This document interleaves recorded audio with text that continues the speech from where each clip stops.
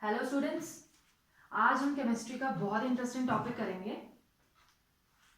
Covalent bonding, जो आपका hydrocarbons में आता है। ठीक है, चलो स्टार्ट करते हैं।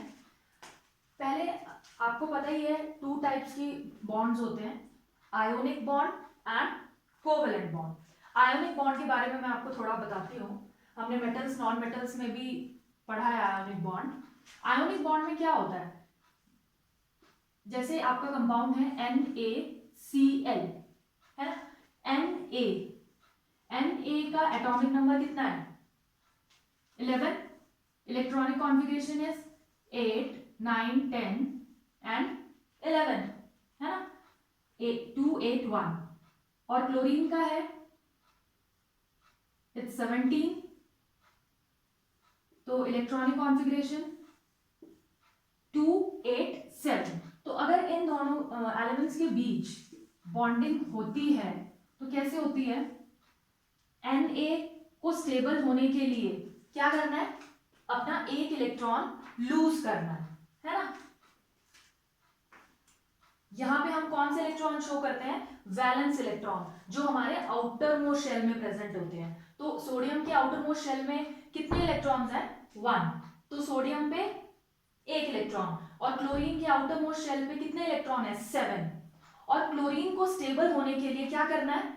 एक इलेक्ट्रॉन गेन करना है। अगर इसके पास एक इलेक्ट्रॉन आ जाता है आउटर मोस्ट शेल में, तो क्लोरीन क्या हो जाएगा? स्टेबल हो जाएगा। तो क्लोरीन के मैं कितने इलेक्ट्रॉन्स यहाँ पे शो करूंगी? वैलेंस इलेक्ट्रॉन 1, 2, 3, 4, 5, 6, 7, है ना। तो अगर सोडियम इसको अपना एक इलेक्ट्रॉन दे देता है तो इसके आउटर मोस्ट शेल में कितने हो जाते हैं? 8। और सोडियम के आउटर मोस्ट शेल में भी 8। तो ये क्या बन जाता है? NaCl। एक Na ने अपना एक इलेक्ट्रॉन दिया और क्लोरीन ने एक इलेक्ट्रॉन लिया। तो इन दोनों के बीच में किस टाइप की बॉन्डिंग होती है? Ionic bonds. They form ionic form bond between them. तो आयोनिक बॉन्ड में हमने देखा कि क्या होता है? Complete transfer of electrons. Complete transfer of electrons, जो इलेक्ट्रॉन्स है उनका क्या होता है? कंप्लीट ट्रांसफर हो गया। कोई भी एलिमेंट 3 इलेक्ट्रॉन से ज्यादा ना तो गेन कर सकता है और ना ही लूज कर सकता है। ठीक है, वो या तो एक इलेक्ट्रॉन लूज कर सकता है, एक ले सकता है, 2 इलेक्ट्रॉन्स दे सकता है या 2 इलेक्ट्रॉन ले सकता है। 3 तक 3 इलेक्ट्रॉन ले सकता है, 3 इलेक्ट्रॉन दे सकता है, लेकिन 3 से ज्यादा ना तो दे सकता है और ना ले सकता है। ठीक है, तो ये है आयोनिक बॉन्ड। इसमें कंप्लीट ट्रांसफर ऑफ इलेक्ट्रॉन्स होता है। ये हमारा MgCl2 में भी होता है। ठीक है, मेन टॉपिक हमारा इस वीडियो का है कोवेलेंट बॉन्डिंग, लेकिन मैं आयोनिक बॉन्ड के बारे में आपको थोड़ा सा बता देती हूँ। ठीक है, तो ये तो था आयोनिक बॉन्ड, लेकिन अब हम पढ़ेंगे कोवेलेंट बॉन्ड के बारे में। कोवेलेंट बॉन्डिंग में क्या होता है? इसमें कंप्लीट ट्रांसफर ऑफ इलेक्ट्रॉन्स नहीं होता, शेयरिंग ऑफ इलेक्ट्रॉन्स होता है दो एलिमेंट्स के बीच में। ठीक है, जैसे देखो, जैसे हम पहले कार्बन की बात करते हैं। कार्बन का एटॉमिक नंबर कितना होता है? Hydrogen, helium, lithium, beryllium, boron, carbon. तो एटॉमिक नंबर इज 6। ठीक है, इसका इलेक्ट्रॉनिक कॉन्फ़िगरेशन 2 एंड 4। क्लियर है?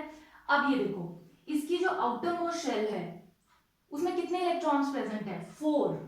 अभी मैंने आयोनिक बॉन्डिंग में आपको बताया कि कोई भी एलिमेंट स्टेबल होने के लिए 3 इलेक्ट्रॉन से ज्यादा ना तो लूज कर सकता ना गेन कर सकता।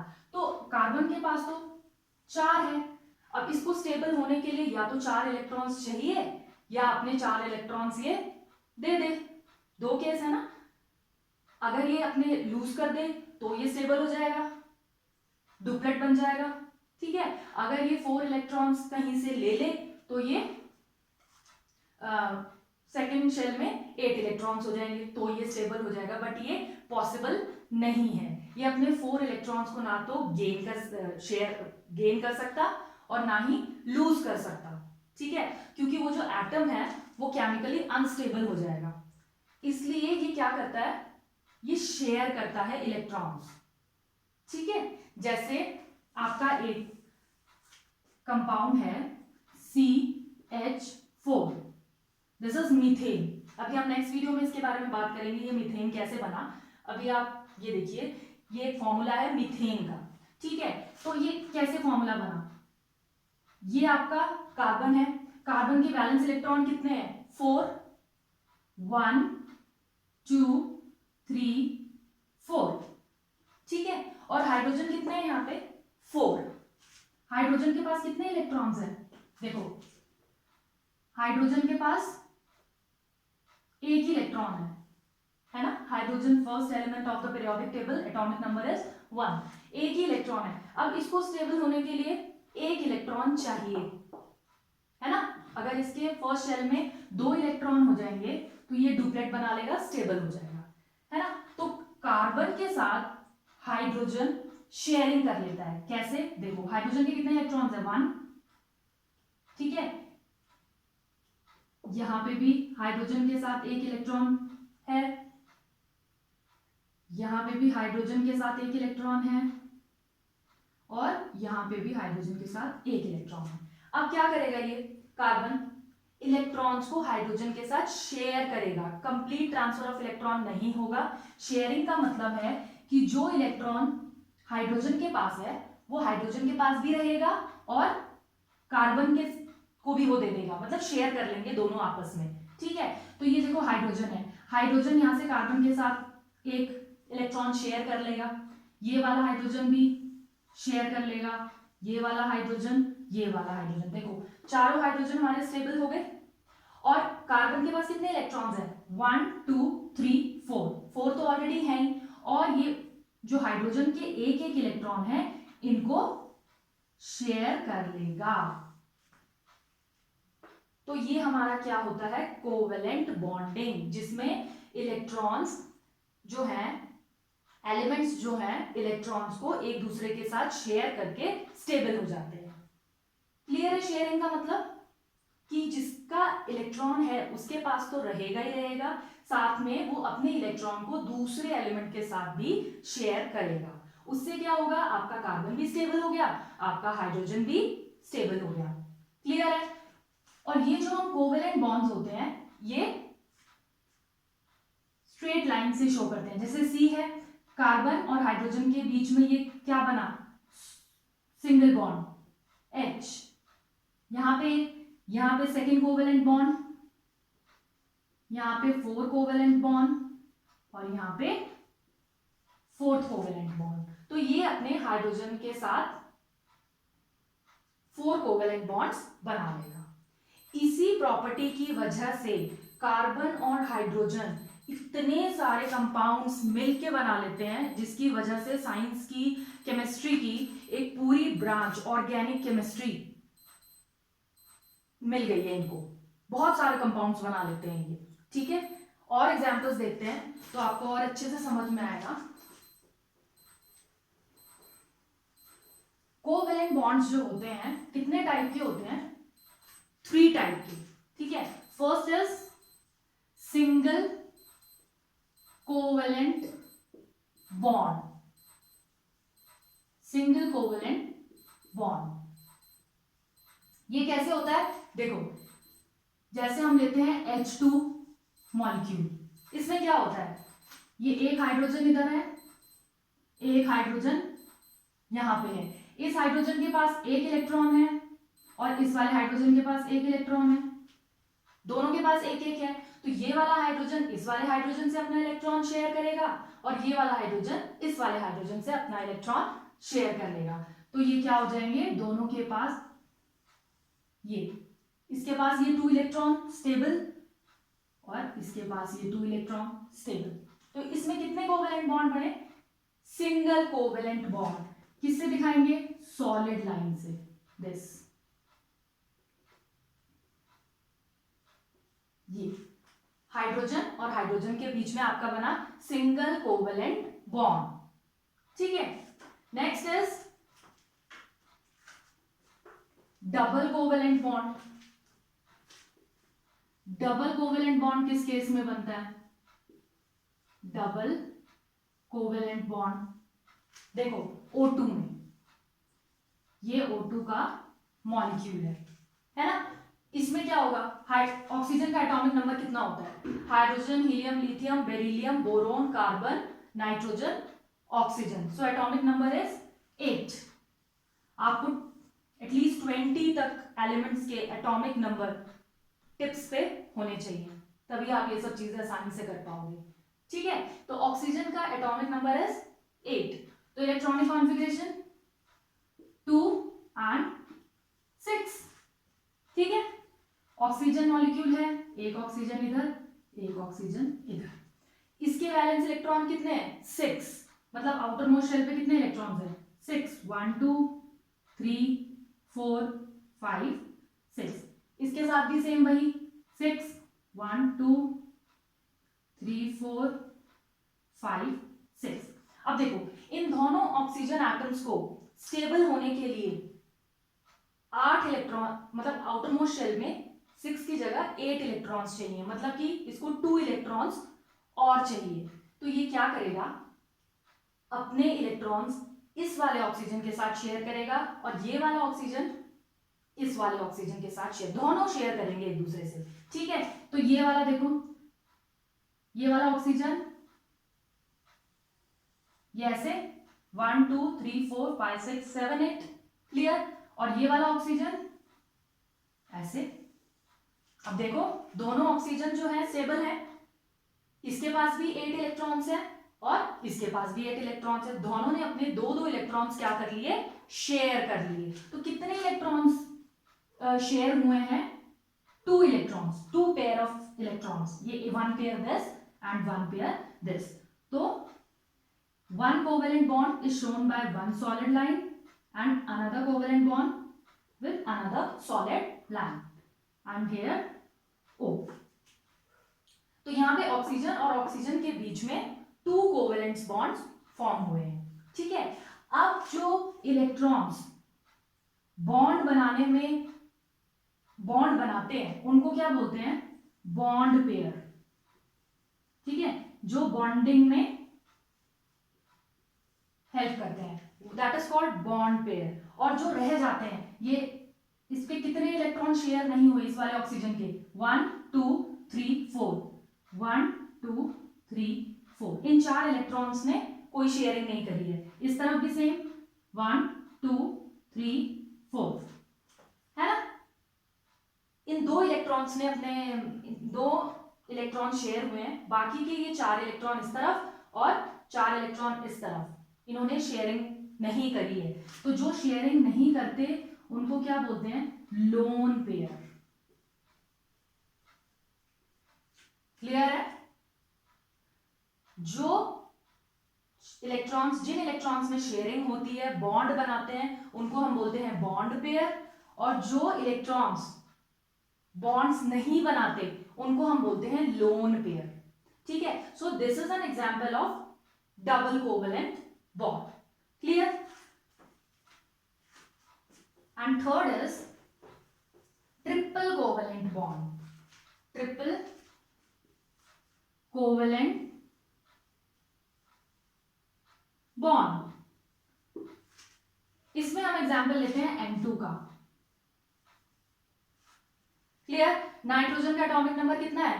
Hydrogen, helium, lithium, beryllium, boron, carbon, nitrogen 7।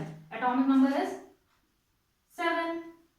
इसका इलेक्ट्रॉनिक कॉन्फ़िगरेशन 2 एंड 5। तो इसको स्टेबल होने के लिए कितने इलेक्ट्रॉन्स चाहिए? 6 7 8, 3 इलेक्ट्रॉन्स चाहिए। तो ये क्या करेगा, देखो N के कितने हैं? 2 एटम्स हैं।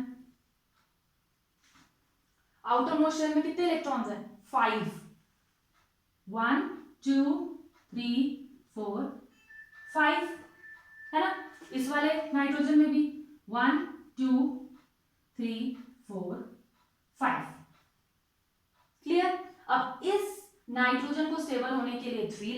चाहिए, इस वाले नाइट्रोजन को भी स्टेबल होने के लिए 3 इलेक्ट्रॉन्स चाहिए, तो ये क्या करेंगे, दोनों एक दूसरे के साथ शेयरिंग कर लेंगे, है ना। तो ये ऐसे शेयर करेगा और ये वाला नाइट्रोजन ऐसे शेयर करेगा।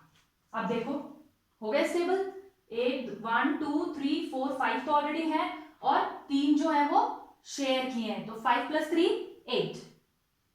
सेम इसके साथ भी 1 2 3 4 5 और 6 7 8, तो दोनों क्या हो गए, स्टेबल हो गए।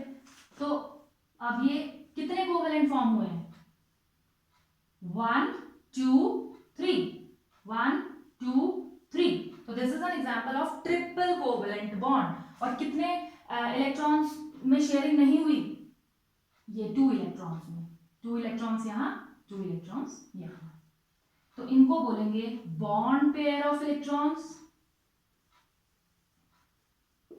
ठीक है, और इसको बोलेंगे lone pair of electrons. Clear है, ठीक है।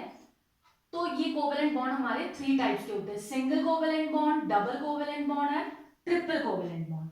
देखो अभी मैंने आपको जब वीडियो स्टार्ट किया था तो ये चीज बताई थी कि कोई भी एलिमेंट स्टेबल होने के लिए 3 इलेक्ट्रॉन से ज्यादा ना तो गेन कर सकता है ना ही लूज कर सकता है, और यहां पे देखो इवन शेयर भी नहीं कर सकता। 3 इलेक्ट्रॉन से ज्यादा शेयर भी नहीं, अलग अलग एलिमेंट्स के साथ शेयर कर सकता है, लेकिन एक एलिमेंट से 3 इलेक्ट्रॉन से ज्यादा शेयरिंग नहीं हो सकती, ठीक है। तो ये हमारे 3 टाइप्स के कोवेलेंट बॉन्डिंग है। क्लियर है। नेक्स्ट वीडियो में हम हाइड्रोकार्बन्स का स्टार्ट करेंगे। ये बेसिक चीजें हैं जो आपको पता होनी चाहिए। कार्बन और हाइड्रोजन में कोवेलेंट बॉन्डिंग होती है जिसकी वजह से वो बहुत सारे कंपाउंड्स फॉर्म कर लेते हैं, ठीक है। 1 2 things more I want to tell you about the carbon। Carbon के बारे में बताना चाहती हूं आपको 2-3 चीजें। कार्बन का एटॉमिक नंबर है 6, इलेक्ट्रॉनिक कॉन्फ़िगरेशन इज 2 4, है ना। तो इसके वैलेंस इलेक्ट्रॉन 4 है, इसलिए कार्बन को क्या बोला जाता है, tetravalent. Tetravalent, tetra means 4 and valent means valency, ये वैलेंस इलेक्ट्रॉन, ठीक है। तो 4 वैलेंसी और की वजह से इसको बोला जाता है टेट्रावैलेंट। वैलेंसी और वैलेंस इलेक्ट्रॉन में डिफरेंस आई होप आपको क्लियर होगा। वैलेंस इलेक्ट्रॉन होते हैं the number of electron present in the outermost shell, that is valence electron. और वैलेंसी होती है कि एलिमेंट को स्टेबल होने के लिए जितने इलेक्ट्रॉन चाहिए या उसको स्टेबल होने के लिए जितने इलेक्ट्रॉन लूज करने हैं, दैट इज कॉल्ड वैलेंसी। जैसे सोडियम है, सोडियम का एटॉमिक नंबर 11 है, electronic configuration is 281, and chlorine इसका atomic number is 17, electronic configuration is 287। So the valence electron sodium में कितने हैं, 1, और क्लोरीन में कितने हैं, 7, है ना। और सोडियम की वैलेंसी कितनी है, 1। क्यों, क्योंकि अगर वो 1 इलेक्ट्रॉन अपना लूज करेगा तो स्टेबल हो जाएगा। तो सोडियम की वैलेंसी इज 1 और क्लोरीन की वैलेंसी इज ऑल्सो 1, है ना, कि क्लोरीन को अगर एक इलेक्ट्रॉन मिलेगा तो वो स्टेबल हो जाएगा। तो there is a difference between valence electron and valency, तो इसको ध्यान में रखिए। Now, thank you guys. Keep studying.